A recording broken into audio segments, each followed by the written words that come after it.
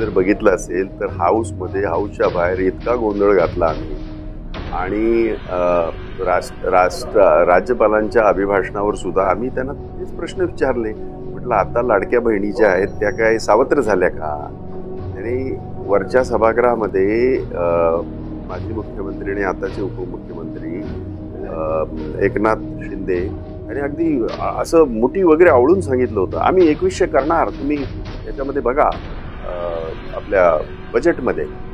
आम्ही म्हटलं आमचंही प्रेम आहे, लाडकी बहीण तुमची आहे, आमची सुद्धा आहे, परंतु ह्या लाडक्या बहिणींना जे इलेक्शन पूर्वी तुम्ही जो आकडा सांगितला होता, जो तुम्ही त्यांच्या खात्यावर 2-2, 3-3 महिन्याचे पैसे पाठवले होते, त्याच्यातल्या 1.5 कोटी तर तुम्ही बाद करून टाकलं ना. आता त्या कशा काय?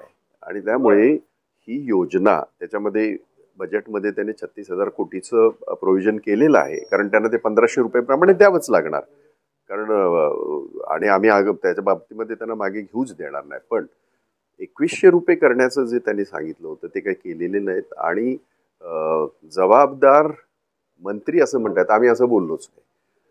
त्या दिवशी आम्ही त्यांचा जाहीरनामा, भाजपचा जाहीरनामाच त्याच्यामध्ये सभागृहामध्ये मी दाखवला. त्याच्यामध्ये त्यांनीच लिहिलेलं दाखवलं. म्हटलं हे काय काँग्रेसने लिहिलं नाही, आम्ही नाही लिहिलं.